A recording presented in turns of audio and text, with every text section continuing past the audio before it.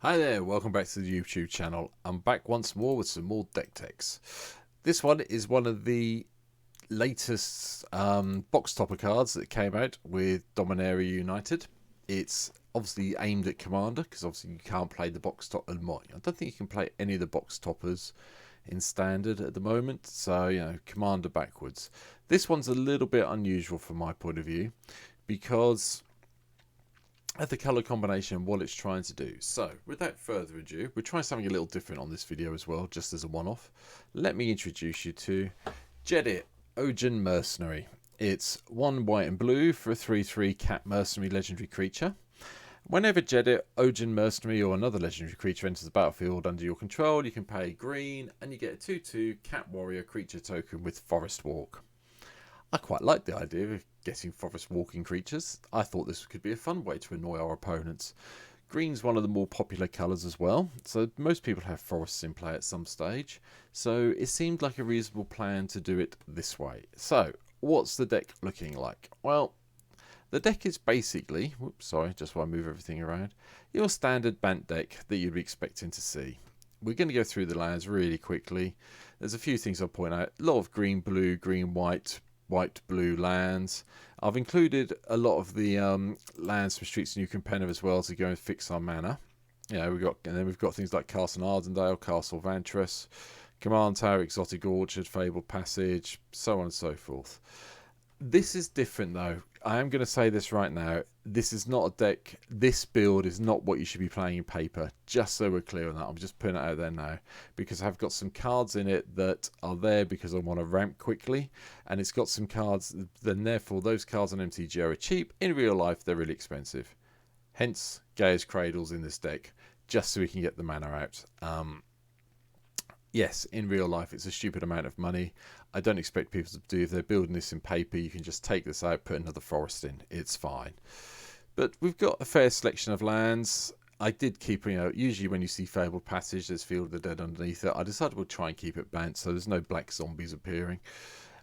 Also, I've gone a little bit more. I've got Savannah in here. I haven't got any of the blue base lands because they are still really high value on MTGO. So I'm hoping at some stage they come down so we can get a play set of all the original jewels. But we've got Savannah in this one. The other thing I wanted to point out, which is key, because this gives everything Forest Walk, there is Yavimar Cradle of Growth in here. If you are going to play Jedit, I would recommend this, and you don't want to be playing Jedit until you've got 4 mana anyway, because you do want to pay the 1 and have, pay 4 mana and get 5 powers worth of stuff coming in. But Yavimar makes everyone's land a forest, which means all those nice little tokens you're getting off Jedit whenever you play it or when it comes into play, you're going to get Forest Walk that's going to get through unblocked. So bear that in mind. If you can get Yavimar out, it's great. I have got a fair bit of ramp in this deck as well to try and make it work. Tantalite, Soul Talisman, Soul Ring, Arcane Signet, Farewell Stone, Mind Stone. They're all here along with Relic of Legends because I quite like this card. It's growing on me, and especially because we've got to have a lot of Legends in this deck to make Jedit work. Chromatic Lantern to help smooth things out a little bit, and Solemn Sims in here. That's the main versions of ramp. Don't think there's anything else up here. But the other reason is, as you just sort of like sneakily saw then, there's a lot of expensive casting cost things in here. So hence why we've got quite a heavy ramp complement from my point of view. Elixir of Immortality's in, so when things get killed, they get to come back again into our libraries. So that's always good. Intangible Virtue is in because we are producing tokens, so we might as well give them +1/+1 of Vigilance. And then I've tried to include as many cheap legendaries in these colours as I could down the bottom here, purely so we can start getting these nice little 2/2 tokens. So Tomic's in, Cameo the Crescent Moon's in, Kawain, Inherent Meddler's in. That might stay around. People don't tend to kill this because, if you let them draw a card and gain a life, they get quite happy with you and let you get away with things. Sten Paranoid Partisan's in.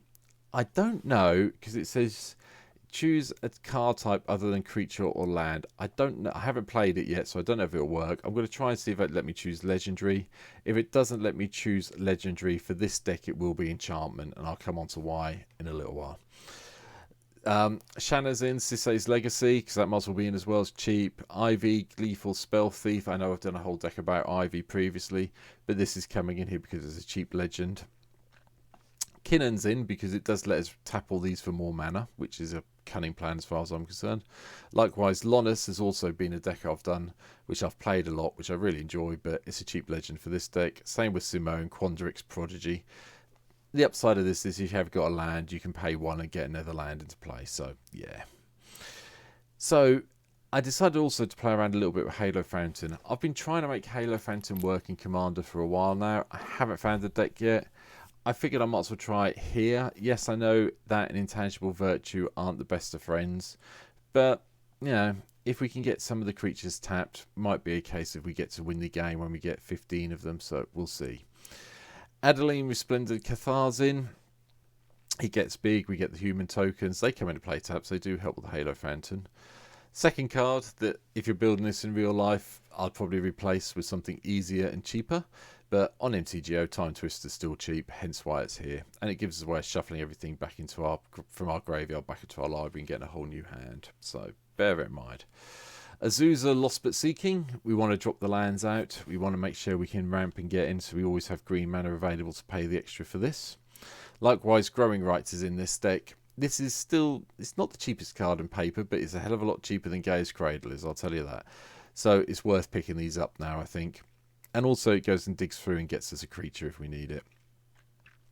Geist of St. Trafsin, mainly because it's hexproof and it's another legendary creature that's reasonable mana cost. Same reason King Darien, the whatever that is, 78th or whatever they've got it up to, 100 and I don't know. I can't remember my numeric Roman numerals from school. So, but anyway, that's why that's here as well. Edricson as well gives a bit of card draw. It's another legendary creature, and it's a reasonable price to play out to get all those nice little bits of card. Oko's in, yeah, okay. This is becoming thematic, really, a bit like me always having Soul Ring and Tantalite in a lot of decks. Having Oko kicking around as well is becoming something I'm doing more in when I'm playing blue and green in a deck. Now, I did say it's a little bit difficult to do this. It is going to be a token deck, so we have got some things that help him with the token. So Anointed Procession, you've all seen me play it before. Smothering Tides in. I've put Bard, Steward of Algarve in. It's a legendary creature. It means it slows down people attacking you, and you get to 5 mana reasonably quickly with this deck.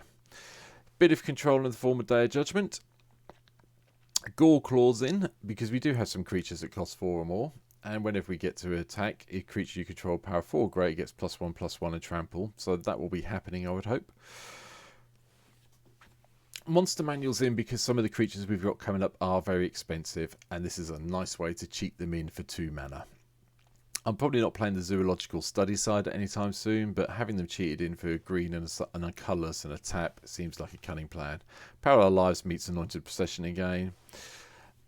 Bray goes in because I wanted a flyer, and I couldn't think of anything better to play, so Brago came in on the 4-drop. Likewise, OG the Exquisite Blade. I did a deck tech on this a while back, and I was still thinking, you know, casting our second spell, exiling something, getting it back in again. If we can target some of the creatures we've got coming up, it could be beneficial to have them come in and out. So we'll see. And at the worst, if you've got Jedit in play and you blink out another legendary creature, you can pay the 1 when it enters the battlefield to get another token. So let's go for it. Wrath's in, just so we can make we don't have to play all our historic creatures or our legendary creatures on our turn. We can just flash them in before our turn. Adrix and Nev's in. I said to you there's a lot of tokens in here. Let's play Adrix and Nev as well. We might as well double everything up as we go along.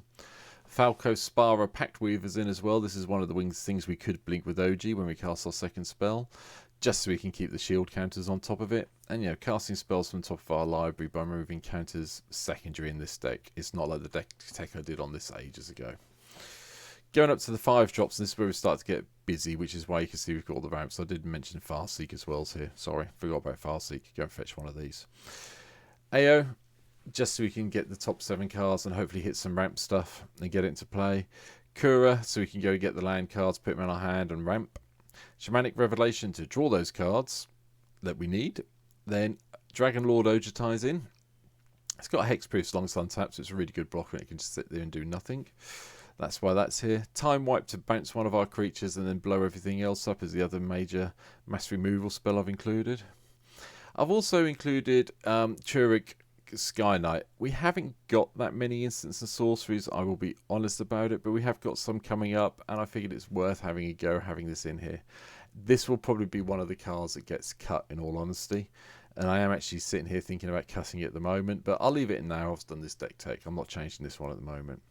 Chilean, Teller of Tales is in. Might as well have it in. Get a creature card, put a land into play. It helps. And this is why, and now we come to the reason why we've got so much mana ramp in here. True Conviction is an amazing enchantment. Yes, it's a lot to cast. Yes, it's 3 white. Yes, it's 6 mana in total. But given everything we've got, Double Strike and Lifelink with this deck is a no-brainer as far as I'm concerned, hence why it's here. Keegan the Tide Star is a little bit easier to cast at 6 mana, and when it dies we get to nick something, which is lovely. Flood of Tears to bounce everything and then put something back into play. Yep, I'll go with that. That's another way of saving my soul. Kyra the Swirling Skies in as well. We can bounce stuff or mill things. It's probably going to be bouncing at the end of the day when it dies, but you know, Flying Ward 3 is really difficult for a lot of people to deal with. Bootlegger Stash I've included. I'm still trying, again, another card I'm still trying to make work from New Capenna, but at the end of the day we might have some lands kicking around at the end of the turn which you can tap and get some treasure tokens, which is really nice. Likewise, Primeval Bounties in, just so when we cast a creature spell, we get the Beast token, and non-creature spells give +1/+1, and lands give us 3 life. Hence why it's here. The original version of Jedit, Ojanen of Ephra is here as well. They look quite similar, actually. The artists are different, I believe. Yeah, they are. But this comes with Forest Walk, which is really nice. And whenever we attacks or blocks, we get to create another 2/2 Cat Warrior creature token with Forest Walk. You're starting to see why this is so important now, I hope. We are going for the Forest Walking Cats. So, yeah, let's go for it. Right, last 6 cards. Ancient Gold Dragon. I've picked one up at last. It will be turning up a lot in white decks. Believe me, you will be seeing it. Same with the Ancient Silver Dragon. I've picked one of them up as well now.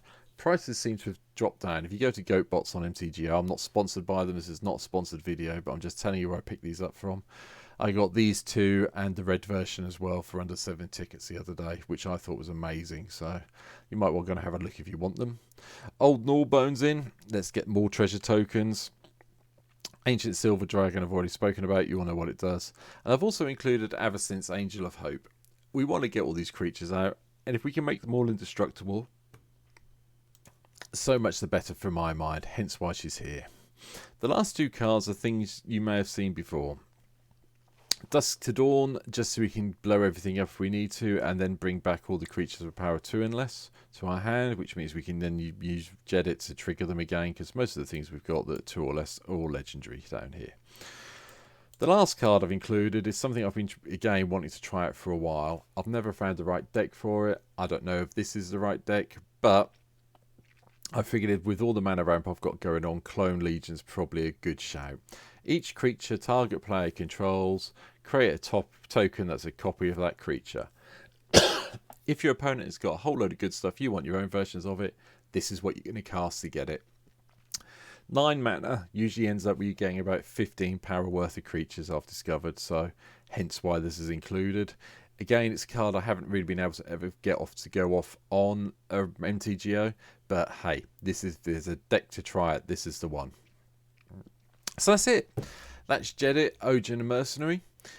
It's still a token deck. It's still green, but it's still it's a white blue token deck with a splash of green. If you're doing it that way, but in my mind, it's kind of this should be a creature, a legendary creature that has the same casting cost as Falco. In all honesty, with the ability it just creates the tokens, a bit like the original Jedit did. But that's it. That's my short little deck tech for today. I hope you enjoyed it. We're filming this, where are we now? 18th of September.